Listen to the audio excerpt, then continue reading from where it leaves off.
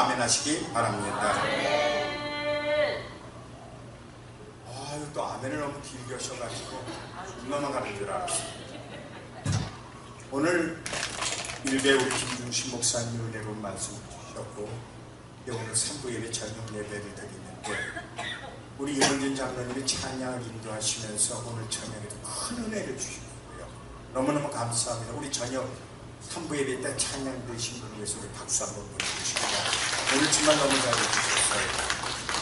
우리 말씀 듣기 전에 찬송을 한 장 드리겠습니다. 그의 음성을 내가 들으니, 찬송가 219장입니다.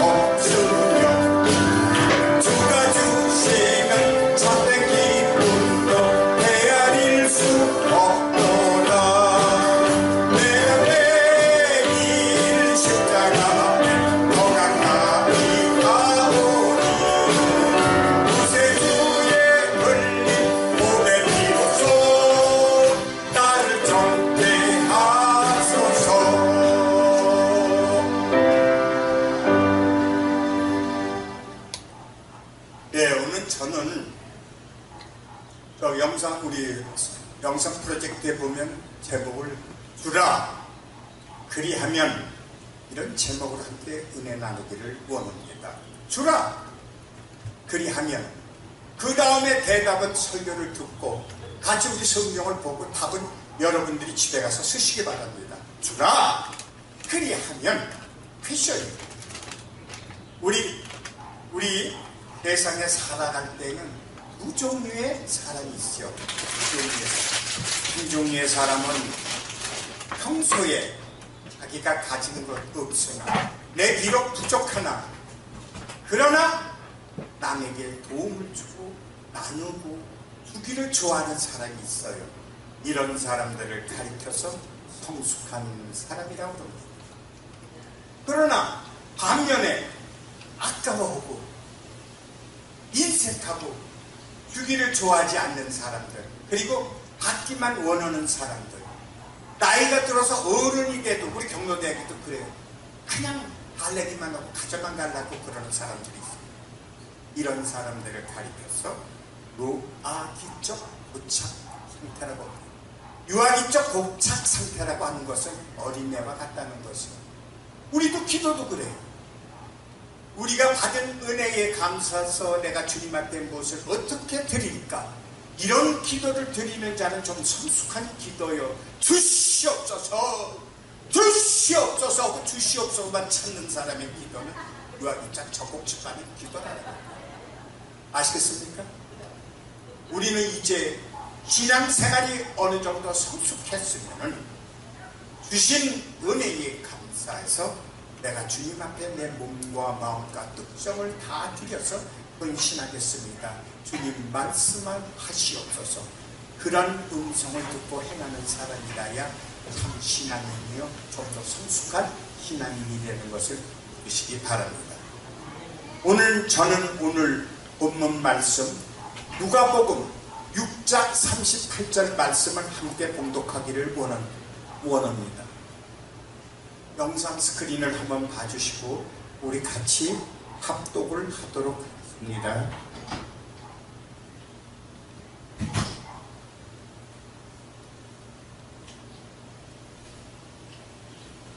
누가복음 6장 38절 말씀 시작.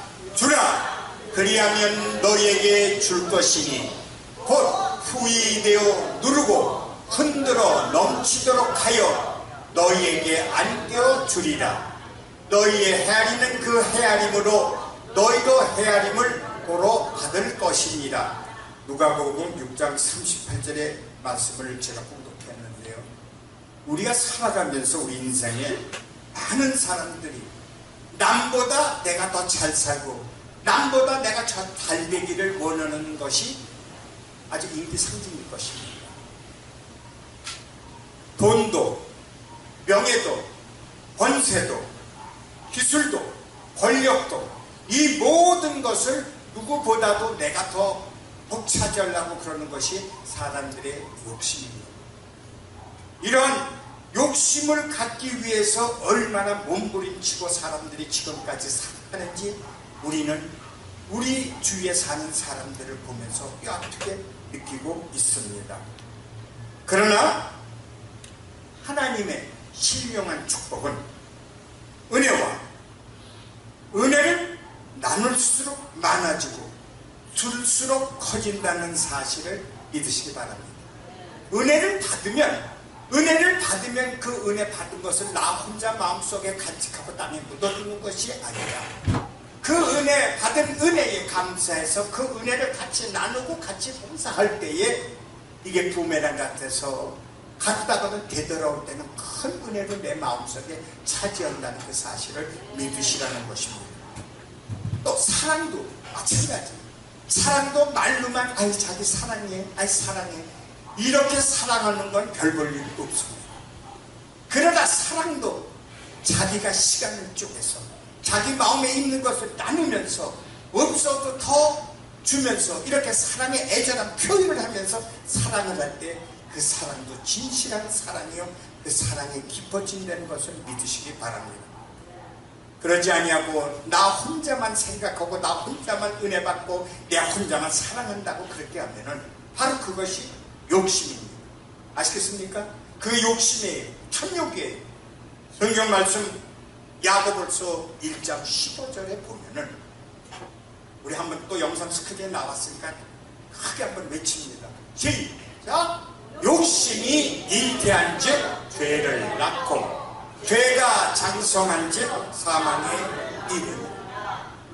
다만 욕심을 부리면 욕심이 꺼지질 않고 99개 가진 사람이 1개 가진 것을 마저 착취해서 100개를 채우려고 하는 그런 욕심들이 있다는 겁니다. 결국은 욕심을 채우다 보면 그것이 사고가 나요. 욕심이 잉태하다 보면 결국은 죄를 지어요. 그 죄가 결과를 어떻게 나느냐? 사망에 이른다는 얘기. 이런 성경 구절은 우리가 꼭 외워야 됩니다. 욕심이 잉태한 즉 죄를 낳고 죄가 장성한 즉 사망에 이른다고 그랬죠. 내가 무슨 일이지? 욕심내지 말고 내가 서로 사랑을 나누고 내가 가지고 있는 것을 우리가 성숙한 사람이 되기 위해서라도 나눌 수 있는, 내가 베풀 수 있는 이러한 성숙한 사람이 될 때 우리 주님은 우리를 기뻐하신다는 사실을 믿어주시기를 바랍니다. 두 번째로 구제할 때에는 아끼는 마음을 품지 말아라. 구제할 때는 아끼는 마음을 품지 말아라. 뭔 구제를 하려고 하는데 이거 아까워서 어떡하지? 라는 것이 아니라 구제할 때는 이왕 주는 거 밀어줄 수 있는 그런 믿음이 필요하지. 구제할 때는 아낌을 주지 말라. 신명기 15장 10절에 보면은 너는 반드시 그에게 구제할 것이요 구제할 때에는 아끼는 마음을 품지 말 것이니라. 이로 인하여 내 하나님 여호와께서 내 범사와 내 손으로 하는 바에 내게 복을 주시리라. 내가 구제할 때, 내가 어려운 사람을 도와줄 때, 내가 선한 일을 할 때에는 그것을 아까워하지 말고 구제할 때는 그런 마음을 품지 말고 자선하는 마음으로 은혜를 나누는 그런 여러분들이 되어지기를 바랍니다. 미국의 대재벌인 록펠러라고 하는 재벌이 있습니다. 여러분 우리 목사님 지난번 그 설교 한번 해주셨어요. 록펠러. 이 록펠러 이 가정은 가문이 좋아서 그 가문의 미국 부통령도 나왔고 지금도 미국의 아주 훌륭한 가문 중에 하나로 여겨지고 있었습니다. 그런데 이 록펠러가 젊었을 적에 그때 30대죠. 가난했어요. 그러니까 록펠러가 하나님 앞에 기도기를 주님 나도 부자가 되고 싶습니다. 나도 잘 살고 싶습니다. 주님 나를 도와주세요. 나를 돈을 많이 벌게 좀 해주세요. 어려운 가정에 있었기 때문에 그렇게 기도를 했습니다. 그랬더니 우리 주님께서 그 응답을 들어주시고 록펠러가 33살 때 백만장자가 됐어요.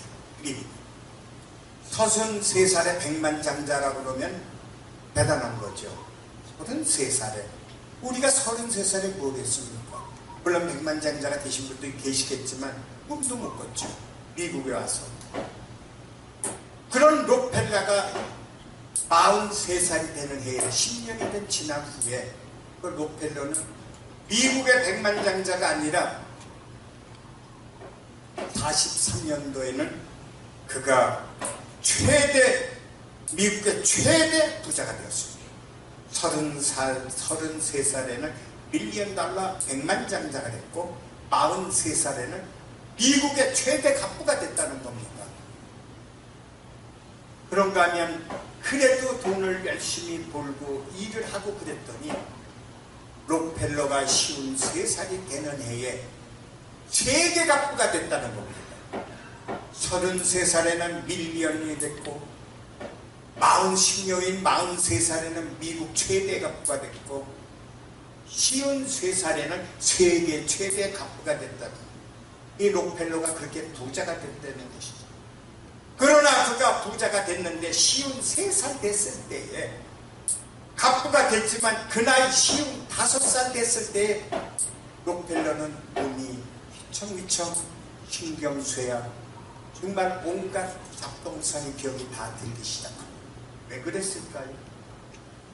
돈 버는 데에 온통 신경을 쓰고 자기가 돈이 많다 보니까 그 돈 관리를 하기 위해서 신경을 쓰다 보니까 신경쇠약이 걸리고 위장병이 걸리고 그로 인해서 할면증, 불면증, 위궤양 등으로 먹지도 못하고 자지도 못하고 막대기처럼 하늘가늘하게 날아가고 있었다는 사실입니다. 죽음의 문턱에 이르자 그는 악착같이 모았던 재산도 그에겐 아무런 의미가 없다는 사실을 깨닫게 됩니다. 우리 한국에도 그랬어요. 한국에도 정주영 회장 아들, 큰아들 몽필이, 정주영 회장이 돈을 많이 벌었는데 큰아들 몽필이가 죽었을 때 하는 말, 하늘나라 가는 나라 못이 적삼에는 주머니도 없구나. 내게 만일 못이 적삼 속에 주머니가 있더라면 하늘나라 가는 노자에도 주머니에 한번 넣어줄 텐데 노자가 없으니까 그게 무슨 소용이 있느냐, 돈을 벌어 무슨 소용이 있느냐 하면서 한탄을 했습니다. 나폴레옹도 마찬가지입니다. 나폴레옹도 죽을 때 빈손으로 죽으면서 방 밖으로 손을 내밀었죠. 가져가는 게 공수리, 아무것도 없다는 겁니다. 록펠러가 55살에 돈은 많이 벌었고 또한 돈을 많이 관리하는 거에 신경을 쓰다 보니까 그 돈이 인생의 전부가 아니어 내 생명을 건질 수 없다는 사실을 깨닫게 됐던 것입니다. 그는 이제 회개를 하면서 눈물을 흘립니다. 제가 가난할 때는 잘 살게 해달라고 기도했었는데 돈도 많이 벌었는데 이제는 그 돈 때문에 내가 죽게 됐습니다. 하나님, 제가 너무나도 어리석었습니다. 돈이 인생의 뭔데 내 목숨을 건지지도 못하느냐고 해서 주님한테 회개하면서 눈물을 흘립니다. 그렇게 회개를 하고 있을 때 저쪽 이제 그 록펠로가 몸이 너무너무 아프니까 이제 마지막 진단을 받으러 병원을 갑니다. 병원에 가서 딱하게 진단을 받으니까 이제는 얼마 못 산다는 그런 진단을 받게 됩니다. 자, 이런 진단을 받았을 때 여러분들 어떻게 했어요? 저는 느꼈어요. 내가 얼마 못 산다는 것을 그걸 느꼈을 때는 아무리 믿음이 좋고 내가 주님을 의지한다고 하지만 내 마음속에 불안과 공포가 엄습해오는데 견딜 수 없더라고요. 우리 김중신 목사도 그랬을 거고요. 임장로도 마찬가지였을 거예요. 우리가 죽음에서 살아나고 주님 앞에 구원받고 믿음으로써 다시 이렇게 건강한 몸을 받은 사람들은 절대 주님을 배반 못합니다. 그 체험의 종교입니다. 우리는 주님으로부터 육신의 질병을 고쳐받았다고 주님이 확실히 우리에게 음성을 들려주면은 우리는 절대 죽기까지 주님 앞에 봉사하고 헌신한다는 사실을 믿어주시기 바랍니다. 이건 사실이에요. 이유 없어요. 그 남은 생에 던져주셨는데 어떻게 그냥 지나갑니까? 서로 잘못했다고 할지라도 회개하고 주님, 제가 잘못했습니다. 제가 다시 돌아왔습니다. 저를 용서해 주시고 주의 도구로 삼아 주십시오 하고 회개 기도할 때에 주님은 그 기도를 응답하신다는 사실을 또한 믿어주시기를 바랍니다. 록펠러가 그거예요.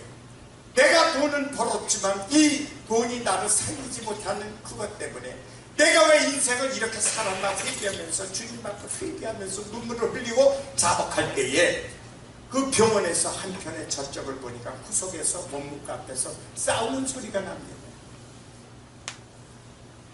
한 여인이 어린아이를 데리고 이 아이를 입원시켜서 살려주세요, 이 아이를 입원해서 살려주세요라는 원무과 앞에서 한약한 엄마의 울음소리와 또 아픈 아이를 데리고 씨름을 합니다. 그러나 병원에 있는 그 원무과 직원은 입원비를 가지고 오세요. 입원비를 가져오지 않으면 입원할 수가 없습니다. 의무적이죠. 병원이니까. 누가 잘못일까요? 잘못이 없어요. 서로 애원하는 거고 하나는 원칙을 따지는 겁니다. 그러나 이 어머니는 계속 아들이 자기 소녀가 죽기니까 살려달라고 입원시켜달라고 간곡히 부르짖고 병원 측에서는 돈을 내야만 입원시켜준다고 하는 성강이가 벌어지고 있을 때에 록펠러가 그 소리를 듣습니다. 저 소녀를 구해줘야 되겠다. 그러고 난 다음에 자기도 모르게 비서를 불러서 누가 구원해줬는지 누가 저 소녀를 도와줬는지 그런 얘기를 입설하지 말고 비서에게 가서 원무과에 가서 입원비를 내주고 저 아이를 입원시킬 수 있도록 해주라는 록펠러의 말이 비서에 움직이기 시작했습니다. 비서는 록펠러의 말에 의해서 병원에 찾아가서 그리고 입원비를 수록을 밟아서 그 아이를 입원시킵니다. 그러고 난 다음에 록펠러가 자기가 휠체어에 앉아서 내 인생이 얼마 남지 않았는데 내가 저 아이를 구원해줘야 되겠다 그런 마음이 들었을 때에 바로 그 아이가 지나가는데 그 현관 앞을 딱 쳐다봤더니 이런 성경 구절이 있었습니다.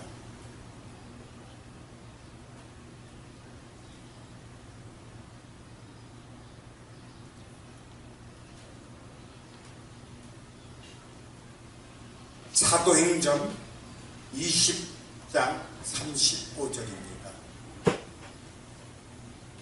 한번 또 같이 읽겠습니다. 말씀이기 때문에 꼭 한 번씩 같이 읽었으면 좋아요. 시작. 범사에 너희에게 모본을 보였노니 곧 이같이 수고하여 약한 사람들을 돕고, 다시 한번, 약한 사람들을 돕고 또 주 예수의 친히 말씀 바 주는 것이 받는 것보다 복이 있다 하심을 기억하여야 할지니라. 바로 그거예요. 주는 것이 받는 것보다 복이 있다는 이 말씀이 사도행전 20장 35절에 있다는 얘기입니다. 우리는 받는 것이 최고인 줄 알지요. 주면은 내게 나가니까 아깝죠. 그러나 그것이 아니라 주는 것이 받는 것보다 복이 있다. 이 말씀을 록펠러가 현관문 앞에 액자에 있는 성구 말씀을 보고는 바로 이거였구나. 바로 이거였구나. 내가 받는 것이 아니라 내가 선을 베풀고 내가 모든 사람에게 도움을 줄 때 이보다 더 깊은 행복이 없다, 이보다 더 깊은 진실이 없구나 하는 것을 깨닫게 되고 그 자서전에 이 글을 썼습니다. 주는 것이 받는 것이, 주는 것이 받는 것보다 복이 있다 하심을 깨닫고 그 순간부터 록펠러는 또다시 눈물을 흘리며 회개하기 시작합니다. 내가 가난할 때는 잘 살게 해달라고 그렇게 기도를 했는데 이제는 돈을 벌어서 내가 죽게 됐으니 이것은 내가 잘못 인생을 살았구나. 이제부터 남은 생애를 나는 불쌍한 사람을 돕고 어려운 사람들을 도와줘서 내가 그 기쁨을 누릴 때 내 남은 인생에 가장 아름다운 삶을 살 거라는 것을 깨닫고 그렇게 시작을 합니다.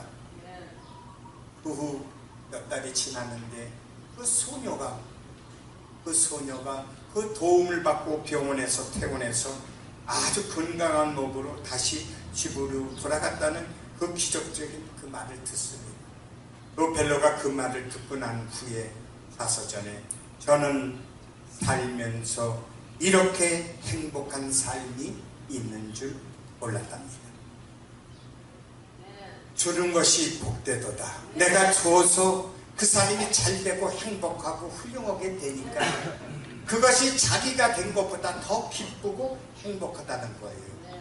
어려운 사람이 있는데 내 도움으로 인해서, 내 구제로 인해서 그 사람의 삶이 윤택해지고 좋아졌다면 이 사람은 참 주는 사람이 복되다는 사실을 깨닫기를 바랍니다. 그 후로부터 록펠러는 나눔의 삶을 시작했고 그와 동시에 신기하게도 그의 병이 사라졌으며 인생 70이여 간건하면 80이라고 했는데 무려 55살의 병을 얻어서 얼마 살지 못한다는 사형 선고를 받았던 록펠러가 98까지 살았다는 놀라운 기적과 같은 사실을 믿으시기 바랍니다. 우리가 진실로 탐욕을 부리지 않고 욕심을 내지 않고 내보다도 부족하고 어려운 사람에 내가 몸과 마음과 뜻과 정성을 다해서 내가 베풀 수 있는 것을 최대한 베풀어서 그가 잘 되는 거 볼 때에 그 삶은 하나님이 책임져 주신다는 사실을 믿어주시기 바랍니다. 세 번째로 마태복음 6장 3절에서 4절 말씀을 우리가 한번 다 같이 봉독할 때에 시작. 너는 구제할 때에 오른손이 하는 것을 왼손이 모르게 하여 은밀한 가운데 소문내지 아니하고 오른손이 하는 일을 왼손이 모르도록 그렇게 라는 겁니다. 저도 그렇고 우리가 뭐 좋은 일을 하거나 도움을 줄 적에는 얼마나 자랑하고 의시되고 나타내기를 좋아합니까? 사실이에요. 누가 나를 칭찬해 주지 않나? 우리 교회에서도 혹시 모르게 자기가 했는데 그걸 칭찬 안 해주면 얘기 안 해줬다고 그렇게 뽀퉁